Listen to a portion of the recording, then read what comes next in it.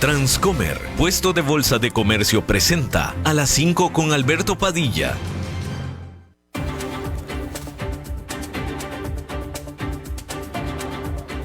Inicia A las 5 con Alberto Padilla. Un programa diseñado con el objetivo de llevarte diariamente un tema de actualidad, acompañado siempre de reconocidos editorialistas. De lunes a viernes a las 5 de la tarde por CRC 89.1 Radio.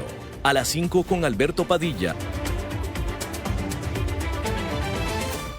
Hola, ¿qué tal? Saludos, bienvenidos a esta emisión de A las 5 con su servidor Alberto Padilla. Muchísimas gracias por estarnos acompañando.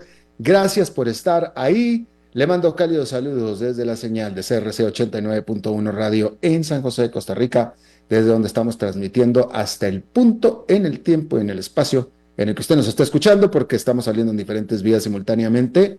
Por ejemplo, en Facebook Live, en la página de este programa, A las 5 con Alberto Padilla. Estamos disponibles en el canal de YouTube de este programa. Estamos en podcast en las principales plataformas, Spotify, Apple Podcast, Google Podcast y otras 5 importantes más. Estamos disponibles en TikTok.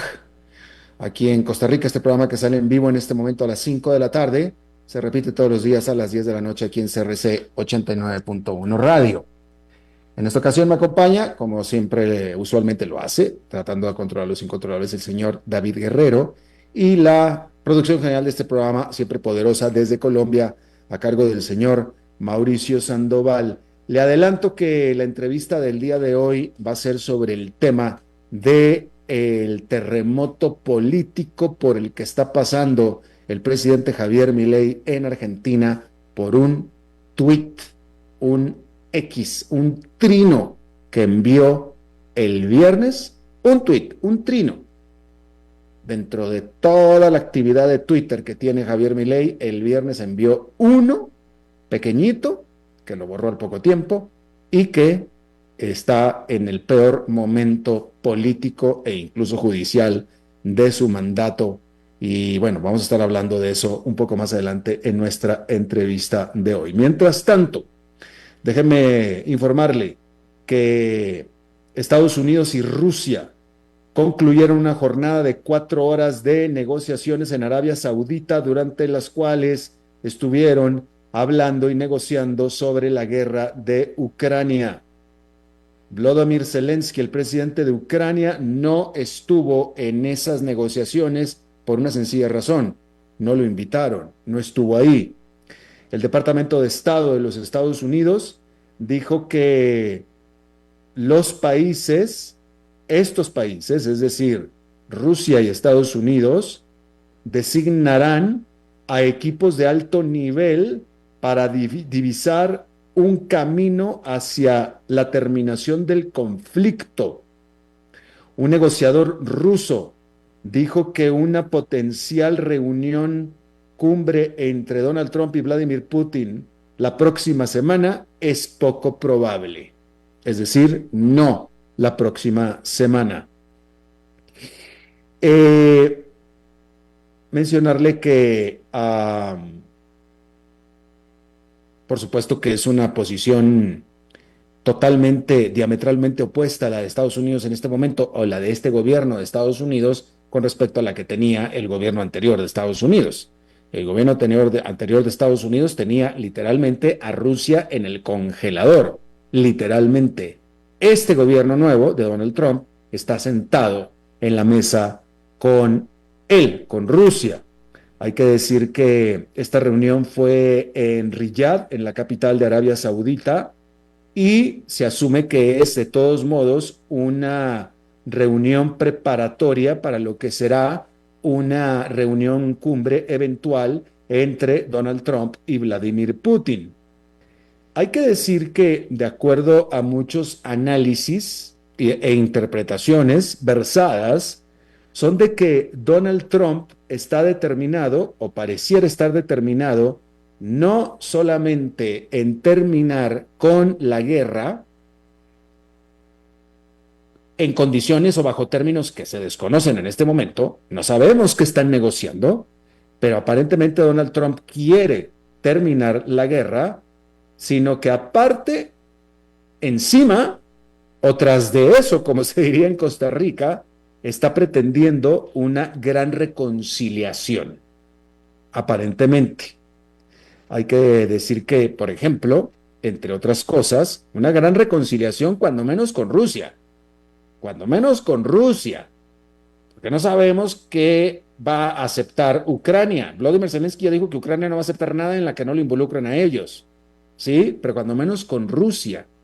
Porque, por ejemplo, Donald Trump quiere que se readmita a Rusia en el grupo del G7 de países industrializados, por ejemplo.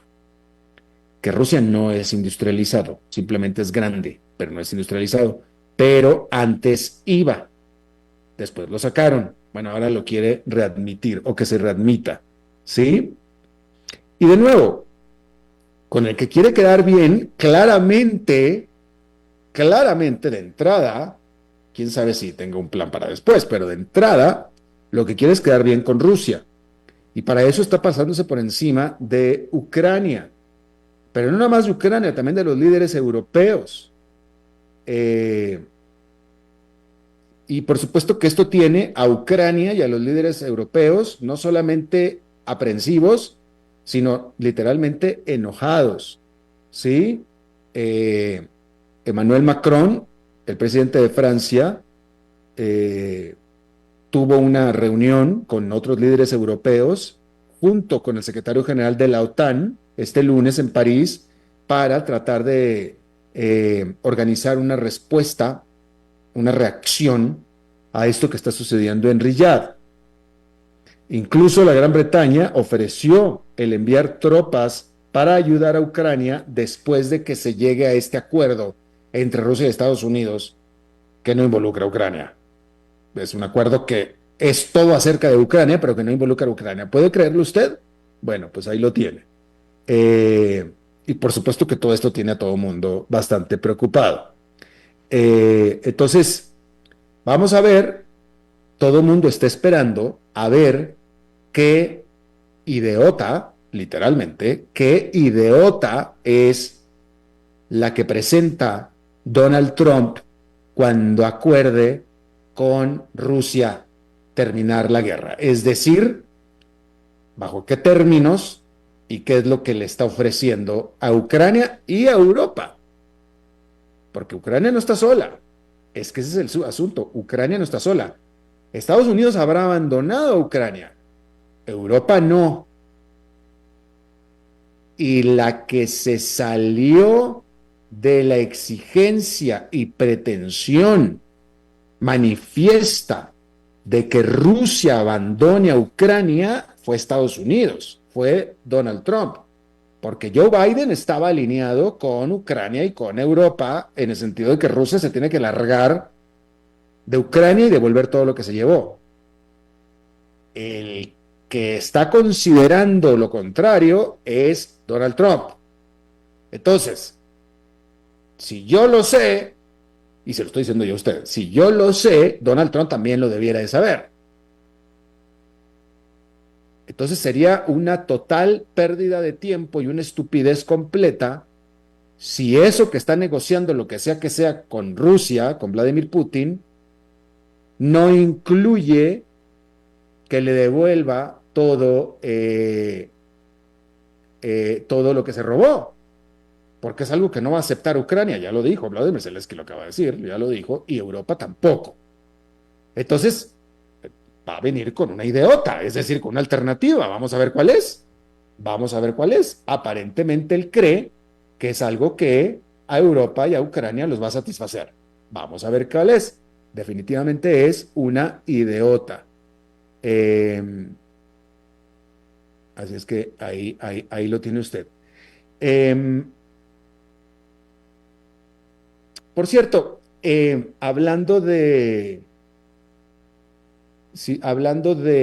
déjeme, antes de que se me olvide, no sé si usted ha visto las imágenes del avión que se estrelló, literalmente que se estrelló en el aeropuerto de Toronto lunes, y ya vio las imágenes, es increíble cómo hubo la gran suerte de que se captaron, hay un video del momento exacto de este avión, cómo se estrella. cómo se parte en varios pedazos al tocar tierra. Y por supuesto que la investigación apenas va. Yo aquí nada más le voy a dar una opinión humilde, humilde y desde mi punto de vista como piloto.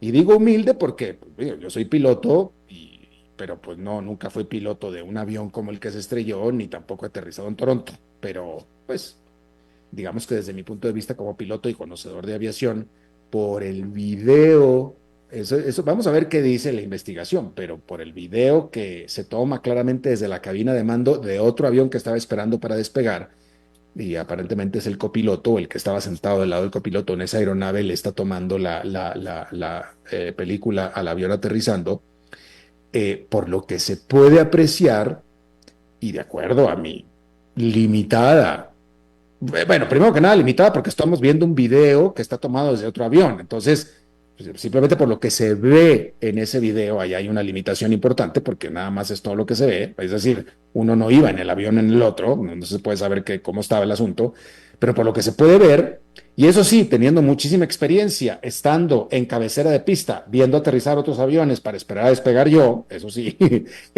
digamos que esa visión, esa vista, esa posición la tuve mucho tiempo, la tuve muchas veces, y entonces uno viene viendo, está esperando a los aviones que están aterrizando, los está viendo, los tiene de frente, que es la misma imagen que usted está viendo, y entonces uno puede ver si el avión viene bien o viene mal.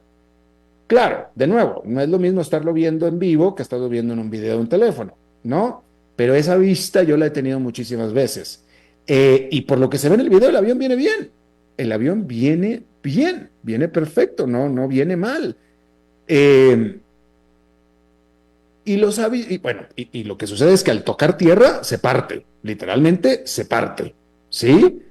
Ahora, los aviones chicos y grandes, los aviones, tienen bastante resistencia estructural para un aterrizaje fuerte, dentro de los parámetros de un aterrizaje controlado. ¿Sí? O sea, a cualquier piloto en cualquier circunstancia le puede venir una ráfaga de viento en los últimos 2 metros de altitud y de repente el avión puede caer más fuerte de lo que uno tenía calculado, pero para eso está hecho el avión. Un aterrizaje fuerte, es como si usted pasa va conduciendo su automóvil a 40, 50 kilómetros por hora y cae en un hoyo que usted no vio, o pasa por un tope o por un policía acostado, como le dicen en otras latitudes, y que también usted no lo vio, y bueno, se siente muy feo, se estruja el automóvil, el vehículo, pero no le pasa nada. Sí, bueno, pues lo mismo con los aviones. Los aviones también están preparados, están hechos para un golpe, vamos a decirlo así.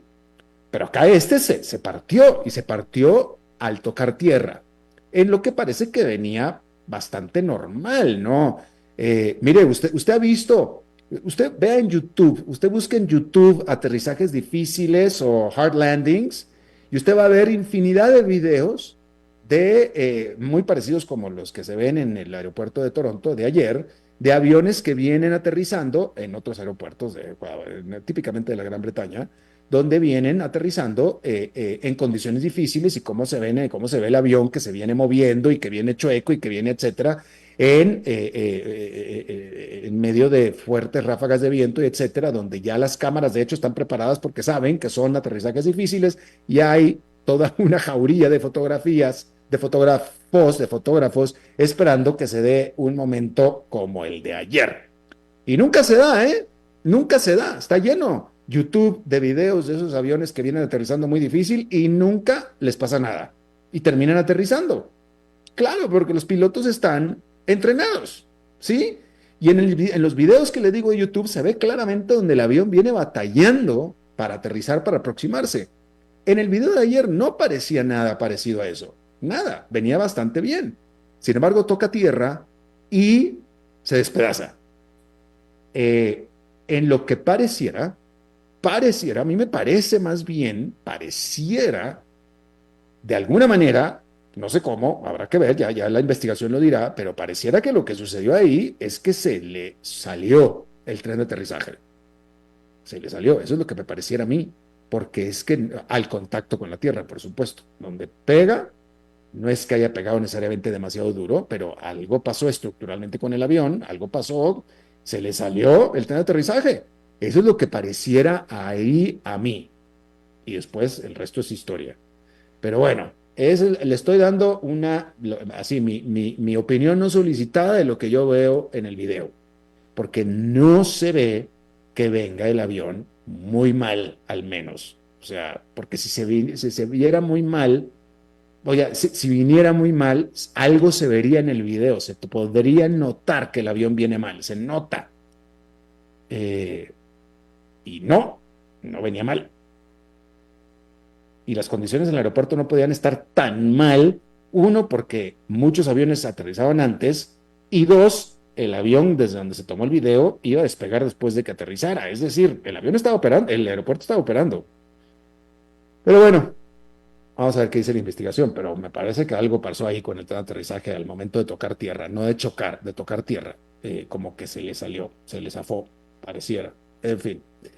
Bien, hablando de más cosas de este día, hay que decir que la administración de Donald Trump dijo que las escuelas y universidades de los Estados Unidos, el sistema educativo público, tienen menos de 2 semanas para terminar todas las iniciativas de diversidad o perder o tener el riesgo de perder el financiamiento federal. El Departamento de Educación de los Estados Unidos dijo que estas instituciones deberán de cesar todo uso ilegal de la raza en áreas como admisión de estudiantes, promociones y becas. Este lunes, el gobierno de Estados Unidos recortó $600 millones en financiamiento a grupos que se dedican a entrenar a profesores en conceptos como la diversidad, equidad e igualdad.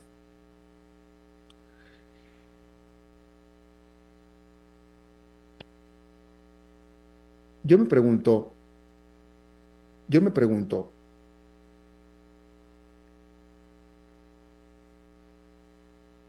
un,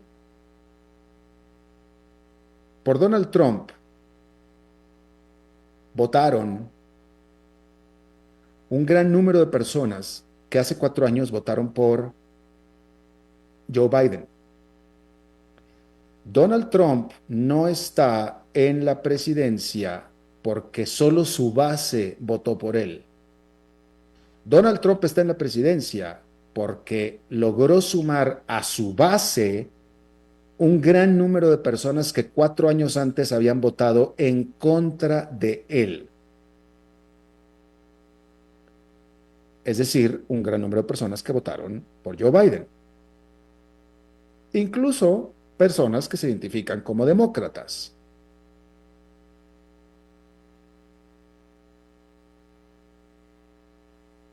Los que se preocupan en Estados Unidos profundamente, vamos a decirlo así, profundamente, por estos asuntos de diversidad y de igualdad y equidad, son la base de Donald Trump, son la base. Ellos son los que se sienten agraviados por este asunto de equidad y etcétera, etcétera, realmente agraviados, ¿sí? El resto de la gente que votó por él, es decir, los que antes votaron por Joe Biden, pero después votaron ya por Donald Trump y que son los que lo pusieron en el poder a Donald Trump, no lo votaron por esto.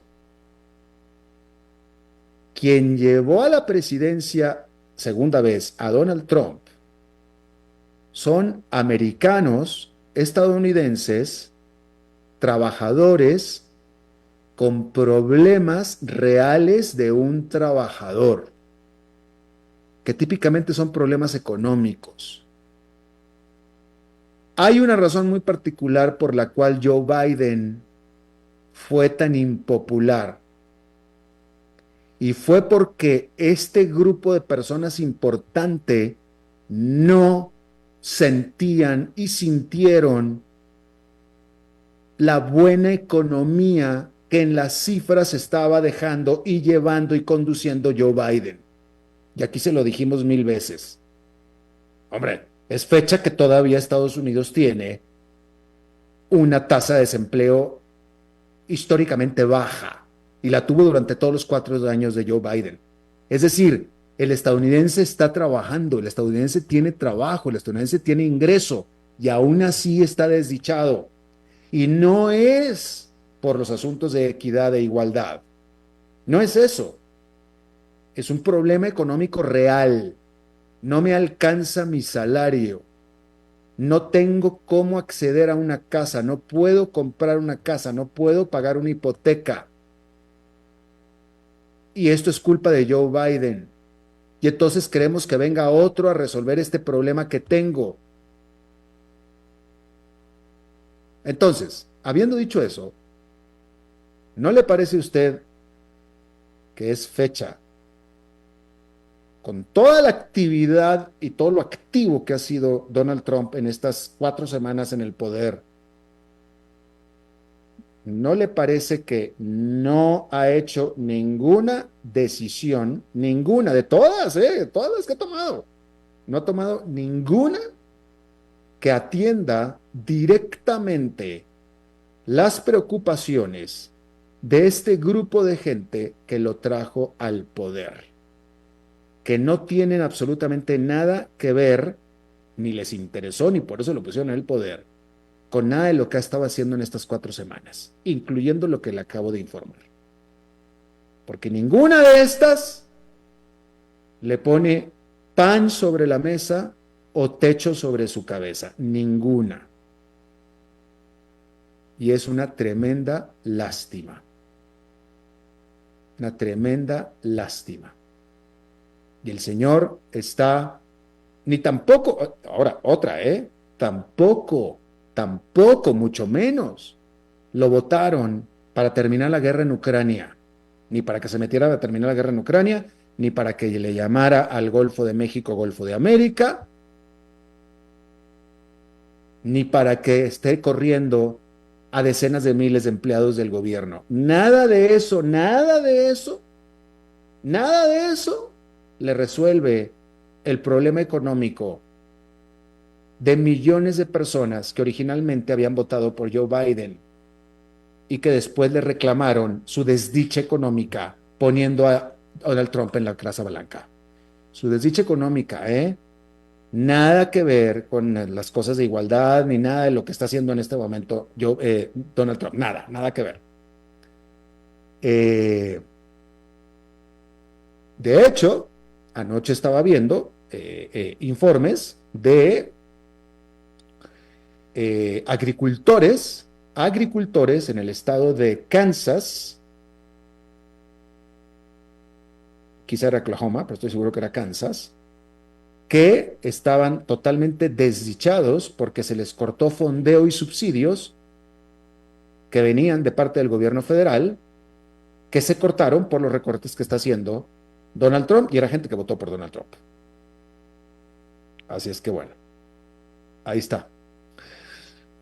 Mencionarle que Israel, como de esto estábamos hablando el martes, Israel sacó a sus tropas del sur del Líbano, sin embargo, permaneció y dejó estacionados soldados en 5 posiciones estratégicas, todas en posiciones altas en el terreno para tener una vista panorámica, con lo cual solamente cumplieron de manera parcial con los términos del cese al fuego que se acordó. Las Naciones Unidas dijeron que estaban desilusionadas con este retraso por parte de Israel, que ha estado arrastrando los pies para implementar el acuerdo. El Líbano también criticó la decisión. Políticos israelíes dijeron que esta decisión la tomaron para proteger a residentes en el norte de Israel, pero sin embargo no especificaron por cuánto tiempo permanecerán estas tropas en esa parte del sur del Líbano. Mientras tanto, Israel confirmó que el grupo militante Hamas que gobierna a Gaza devolverán los cuerpos de 4 rehenes este jueves. El sábado, 6 rehenes vivos serán liberados, incluyendo israelíes que habían estado retenidos por más de una década. El ministro de Relaciones Exteriores de Israel, Gideon Saar, dijo que comenzará las negociaciones para una segunda fase del cese al fuego en Gaza esta misma semana.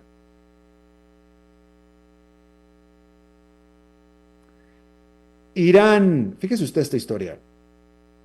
Fíjese usted esta historia. Si usted escucha mi programa,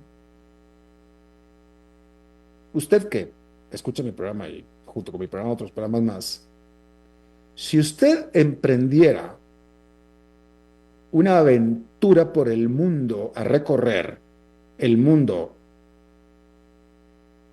en lo que usted quiera, a pie, en avión, en auto o en motocicleta o en bicicleta, ¿usted incluiría a Irán en sus planes?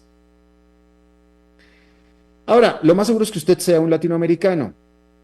Si usted fuera un británico, ¿usted incluiría a Irán en su aventura mundial?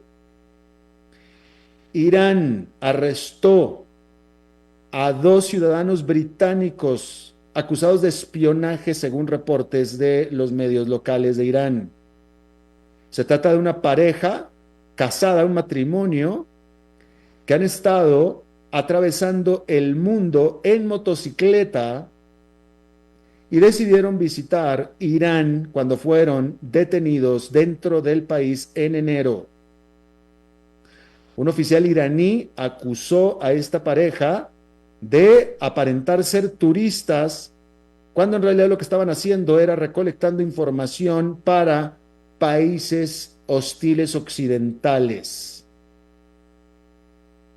La Oficina de Extranjería británica ha advertido, ya venía advirtiendo a sus ciudadanos para que no visitaran Irán, advirtiendo de un alto y significativo riesgo de arresto, cuestionamientos y detención. Entonces yo le pregunto, ¿se la estaban buscando los británicos? Sí, sí se la estaban buscando. Y ahí está, ya los agarraron. Pues ahí está su aventurita por el mundo. Ahora a ver cuánto tiempo se quedan ahí encerraditos, separados, por cierto, no los van a meter en la misma celda, ¿verdad? Ni en la misma cárcel. Y ahí está la aventura mundial. Vámonos a recorrer el mundo en motocicleta. ¡Ah, qué lindo! Amorcito mío, vámonos. Vamos a cruzar a Irán. Ah, bueno, resulta que no vamos a salir de Irán. Y bueno, ahí lo tiene usted. Bienvenidos a Irán. Qué buena ideota. Esa es otra ideota. Otra ideota más. Bien, ahí está. Bueno, rápidamente mencionarle que Brasil se unió a la OPEP, que es en realidad la OPEP más. Brasil decidió unirse a la OPEP más, y así es un país más que se une al cartel de petrolero, pero decir que esta participación en este grupo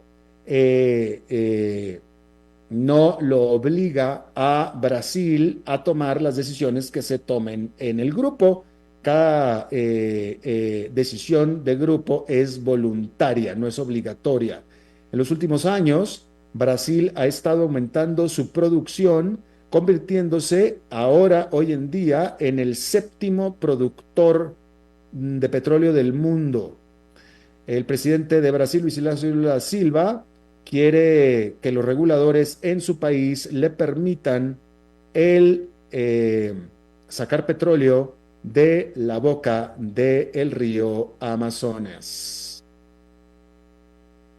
Bien, rápidamente hablar sobre la salud del Papa Francisco, el cual está pasando su 5ª noche en un hospital en Roma. y por supuesto que ha comenzado ya a preocupar a los feligreses. Hay que decir que este martes el Vaticano dijo que el pontífice de 88 años de edad, ya está grande el Papa, pues es que está grande. Eh, eh, el estado de la condición de salud del pontífice de 88 años es compleja después de que se le diagnosticó neumonía en los dos pulmones, pero que él permanece de buen ánimo. Sin embargo, la realidad es que su estado cada vez más frágil de salud está empezando a levantar conjeturas sobre quién podría sucederlo allá en Roma. Vamos a hacer una pausa y regresamos con nuestra entrevista de hoy.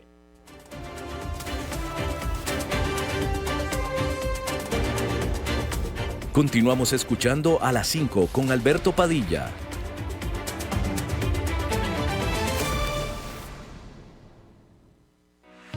Transcomer, puesto de bolsa de comercio. Por más de 22 años hemos cumplido al 100% a nuestros inversionistas, con proyectos en los destinos más exclusivos de Costa Rica. Papagayo, Conchal y Pinilla, paraísos que combinan lujo, inversión y naturaleza. Números que hablan. Visítanos ya en www.transcomer.com. Inversiones inmobiliarias reales.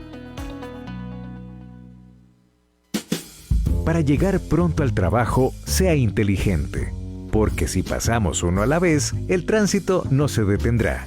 Por eso, sea cortés, uno a la vez. Un mensaje de esta emisora asociada de Canara.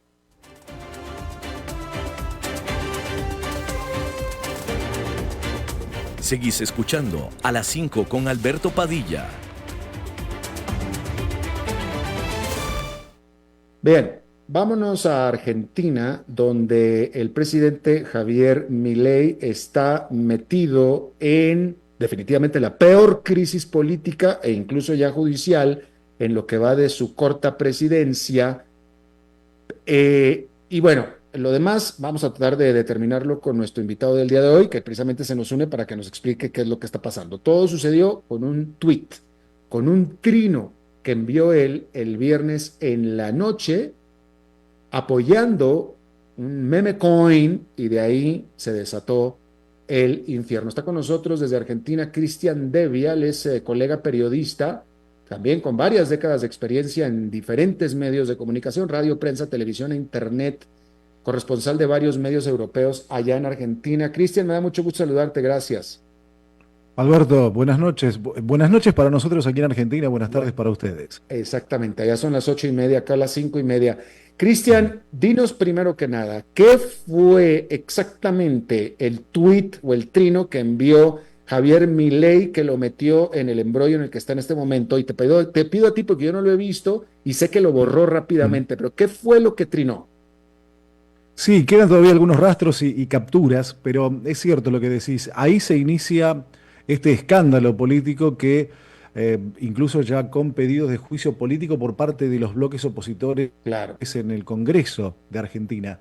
El viernes pasado, Javier Milei comparte un tuit, incluso con una cuenta para aquellos que quisieran comprar esta criptomoneda y demás, y rematando su tuit también con Viva la libertad, carajo, que es su eslogan de campaña, siempre fue su eslogan de campaña.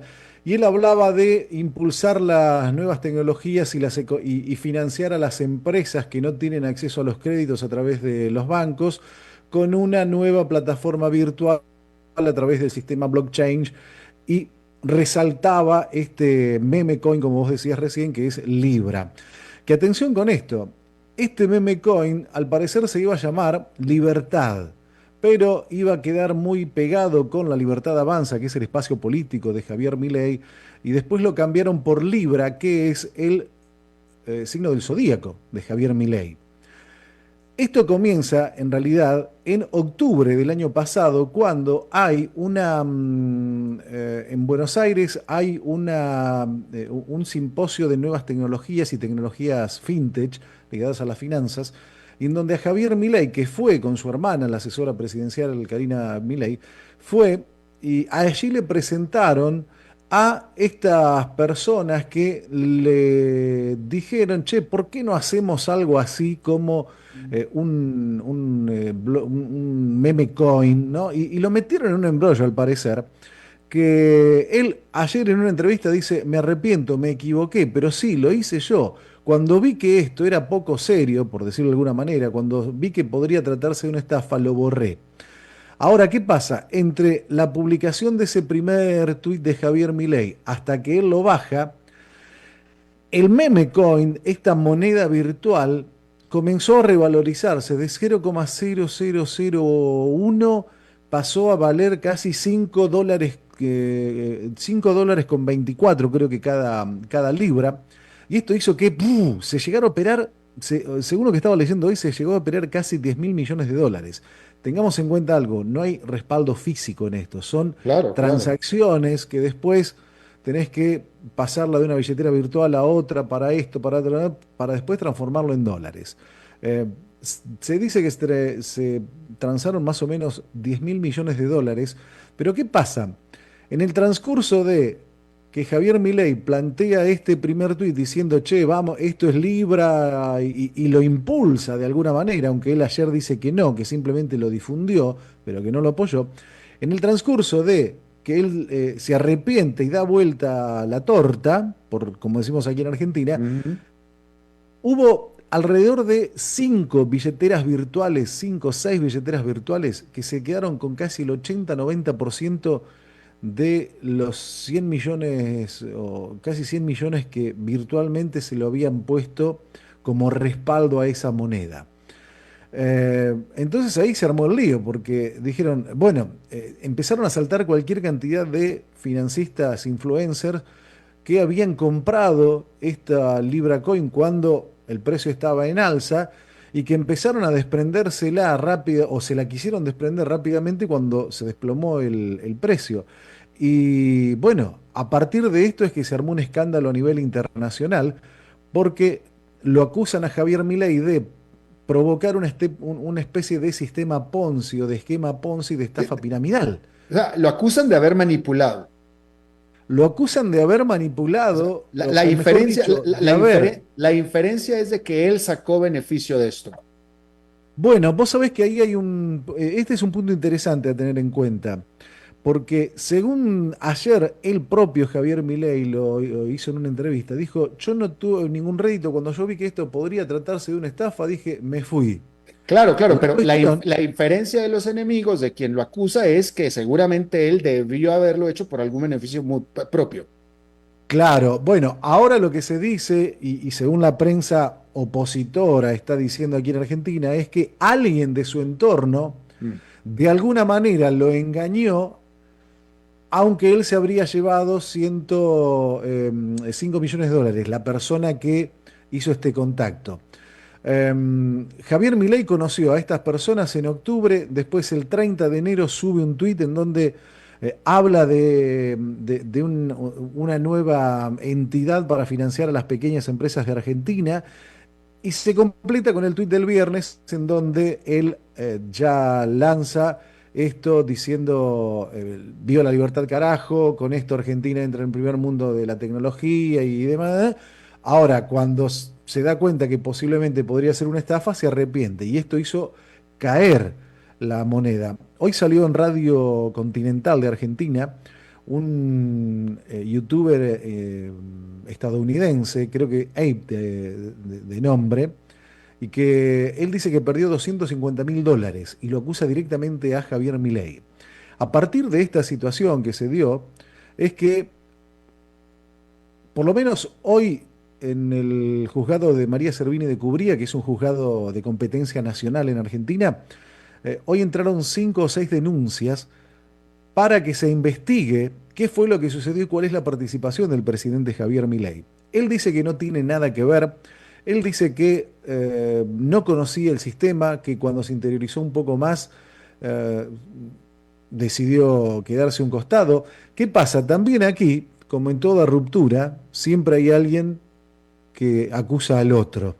Entonces, los que le propusieron este proyecto Mark Hayden Davis, un empresario que vos sabés que cuando aparece en octubre, al lado del presidente, con fotos y demás, el mundo de las criptomonedas en Argentina empezó a decir quién es esta persona. No conocían, no lo conocían. No se sabía quién era este hombre que se presentaba como cercano a Javier Milei, asesorándolo en cuestiones de Bitcoin y con el que después termina lanzando este fiasco que fue Libra. ¿Y él es argentino? No, vos sabés que es Mm. estadounidense y él ayer dio entrevistas a un medio de streaming estadounidense y él dijo, yo estoy en condiciones de devolver los 100 millones, díganme qué tengo que hacer, le doy al gobierno de Javier Milei 48 horas para que me diga. Y lo que dice esta persona es que Milei incumplió con lo que le había prometido de apoyar el proyecto. Con lo cual ahora es de esperar también que esta persona, que tiene los 100 millones supuestamente guardados, le inicie acciones legales al presidente. Hay un youtuber chileno, no recuerdo en estos momentos, pero salió también en varios medios de Argentina, que ayer a través de sus cuentas de redes sociales lo insultó para todo el año al propio presidente Javier Milei, tratándonos a los argentinos de estafadores y demás. ¿Qué va a pasar? No se sabe. En el Congreso de la Nación, el bloque opositor vinculado a los sectores del kirchnerismo, la actual, el sector peronista, podríamos decirlo, ya iniciaron acciones de juicio político, pedidos de juicio político, en la Cámara de Diputados y en la Cámara de Senadores. Nosotros Pe- recordamos aquí, para aclarar, en Argentina tenemos un Congreso de la Nación que es bicameral. Son senadores representantes de las provincias y diputados representantes por porcentajes de ciudadanos. Oye, pero Cristian, fíjate, con lo que con lo que tú nos estás contando acá, yo tomé la decisión de no meterme demasiado para esperar a que me lo explicaras tú. Entonces, la verdad que yo venía sin conocer mucho de este caso hasta ahora que te estoy escuchando a ti. Pero yo daba por sentado que no podía ser tan grande el error de Javier Milei, sino que más bien cometió un error, no muy grande, pero la oposición, el kirchnerismo, tomó la ocasión para destrozarlo y venirse a la yugular. Pero por lo que te estoy escuchando, esto lo hizo y lo creó 100% Javier Milei y nadie exageró más que él.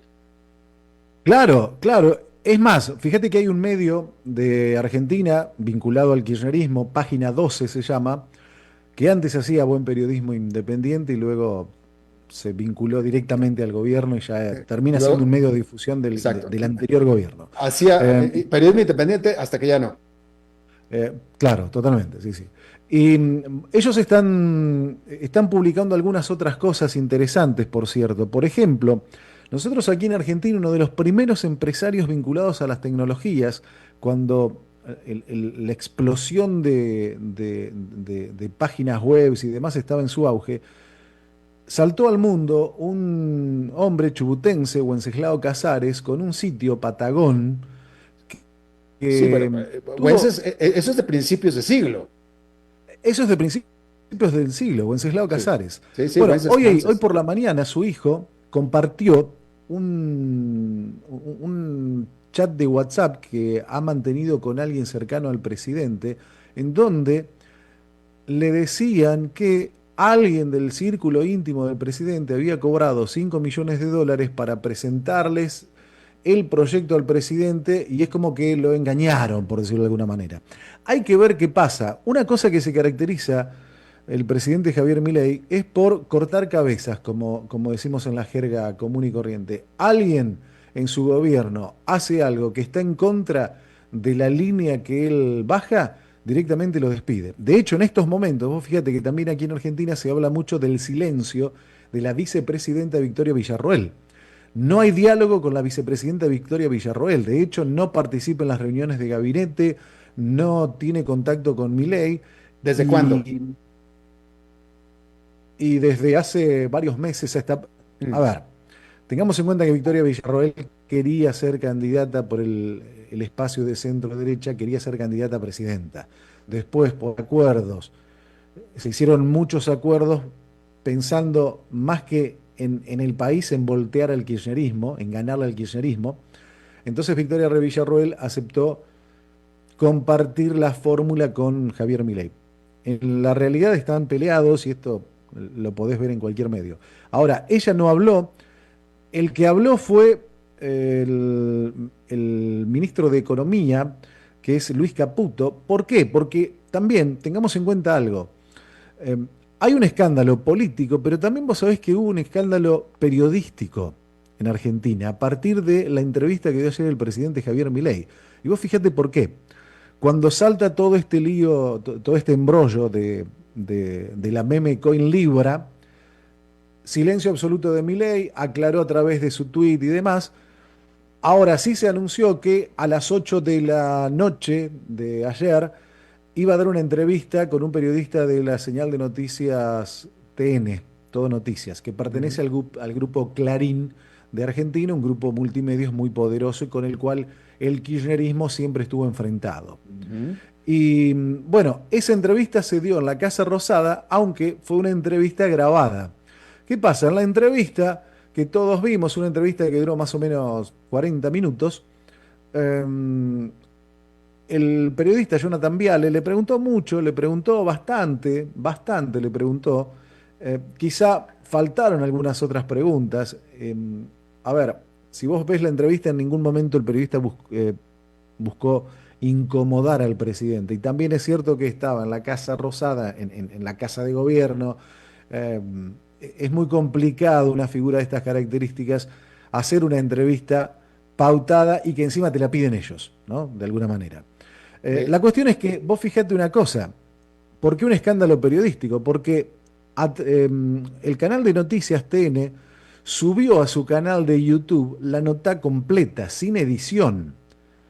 Entonces, ahí se nota cuando en un momento el periodista le hace una pregunta y Milei no sabía cómo contestarla respecto a cómo se iba a defender, porque Milei dice, sí, bueno, el que se va a encargar de la defensa es el ministro de Justicia, Cuño Libarona. Entonces ahí en un momento, en la cruda, nota cruda, Corte. claro, interrumpe Claro. Santiago Caputo, que es el asesor, un asesor que tiene desde hace varios años, le dice, no, pará, esta pregunta no, entonces le dice a Milei, ¿por qué no? Y el periodista, asiento con la cabeza, dice, sí, tenés razón, me metí por ahí, pero lo vamos a meter en un quilombo judicial. El medio lo permitió. No, vos sabés que acá, y a mí me llama la atención eso. ¿Por qué te decía escándalo político? Hoy escuché varias radios de Buenos Aires y muchos defendían la postura del periodista como diciendo, cometí un error, que él después lo aclaró en una entrevista y dijo, sí, cometí un error, no obstante eso no me importa lo que digan, yo la hice a la entrevista y le pregunté todo lo que quería. Lo que a mí me sorprende es que el canal de noticias de alguna manera se equivocaron y presentaron la entrevista completa. Pero por otra parte también, ¿por qué te decía que se armó un escándalo periodístico? Porque el Foro de Periodismo Argentino, que es una entidad que engloba a muchos periodistas de Argentina, muchos, yo en una época estaba y después ya me borré, es una especie de sindicato donde es un club, donde vos pagás una cuota, tenés acceso a capacitaciones y demás, y de vez en cuando sí se ve algún peligro de censura, sacan algún comunicado. No sirve mucho más para eso, debo ser sincero. Y bueno, hoy el Foro de Periodismo Argentino sacó un comunicado en donde advierte que lo que pasó en esa entrevista, esa intromisión, ese corte y esa edición y demás, es intolerable.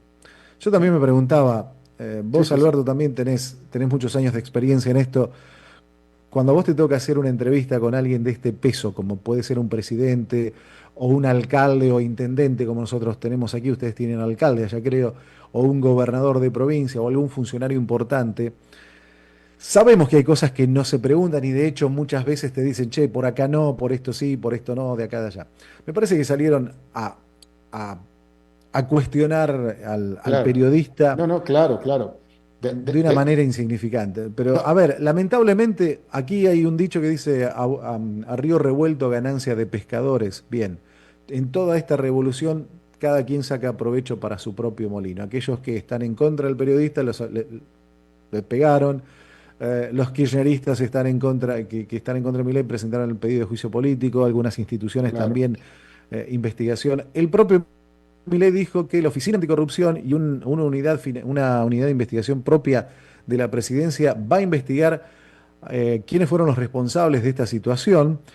Ahora, sí es cierto que en ningún momento dijo, bueno, vamos a ver cómo devolvemos el dinero ni nada. Él buscó despegarse de todo, con lo cual, como te decía, en toda relación siempre hay alguna persona que queda herida y que de alguna manera quiere cobrar partido. Habrá que ver qué pasa con estos financistas o estos eh, líderes técnicos que Y- lo metieron a Javier Milei en este embrollo. Así ¿Qué es. pasará? No se sabe. Y Mi se dejó. percepción, ¿cuál es? Mi percepción, ¿cuál es? Hoy es martes. El viernes todo esto se olvidó. Vamos a ver si así es así. Vamos a ver si es así. Cristian Devia, periodista, colega argentino, te agradezco muchísimo que nos haya explicado y seguramente vamos a hablar otra vez. Esperemos que antes del viernes para ver en qué termina esta predicción, Cristian. Gracias. Esperemos antes del viernes. Dale, un abrazo, gracias. Igualmente, gracias a ti. Bueno, vámonos rápidamente con nuestro colega Fernando Francia, porque es martes, que estoy seguro que algo tendrá que decir con todo lo que ha escuchado. Fernando, ¿cómo estás? Esperemos antes del viernes. Dale, un abrazo, gracias. Igualmente, gracias a ti. Bueno, vámonos rápidamente con... Ahora sí, ¿cómo estás, Fernando? Pura vida, ¿cómo estás vos? Qué gusto saludarte. Igualmente, adelante. Bueno, voy a tocar el mismo tema que ya venías conversando, porque me parece un punto interesantísimo en la comunicación, en el poder, en la economía, en los mecanismos que interrelacionan a todo esto, ¿no? Sí, sí, totalmente. Ahora, déjame te voy a decir una cosa. Hace tiempo que yo ya no, este asunto de las entrevistas con dignatarios o con presidentes y etcétera, tiene sus propias dinámicas y todo, pero tiene mucho que ver con la figura, tiene que mucho que ver el medio con el que se está entrevistando y quién es el periodista. Yo te voy a decir una cosa, yo entrevisté a todos los presidentes de América Latina, hace tiempo que no entrevisto a un presidente, pero cuando yo hice una entrevista, sobre todo una entrevista en persona, sobre todo, la gran mayoría de las entrevistas que yo hacía eran vía satélite, como lo estamos haciendo casi ahora, o remota, pero cuando era en persona, jamás, nunca, nadie se atrevió a interrumpir o sea, un ayudante del entrevistado, del presidente, a interrumpir una pregunta o una entrevista que este periodista estuviera haciendo. Jamás, nunca. Sí. Es muy extraño No, a menos de que le tengan demasiada confianza al periodista, ahí es donde ya lo Exacto. podrían hacer. Demasiada Yo creo confianza. A mí no me tenían confianza y qué bueno. Sí, qué bueno. Yo creo que ahí está el punto, digamos, donde el entrevistador es más un mensajero que alguien que viene a cuestionar. Porque si alguien que viene a cuestionar presencia eso, ese es el titular. Ah, totalmente. Absolutamente. Y el ayudante lo sabe, es decir, o sea, él dice, no, yo no puedo meterme aquí porque si me meto, me lo sacan al aire y el que quedó mal soy yo, ¿no? Exacto. A lo más, si la tecnología te permite mandar un mensaje a ver si lo ve pero muy difícil que lo vea. Claro. Buscar la manera, o no sé, una alarma de incendios, algo Totalmente. que no esté relacionado con la temática. Muy raro eso.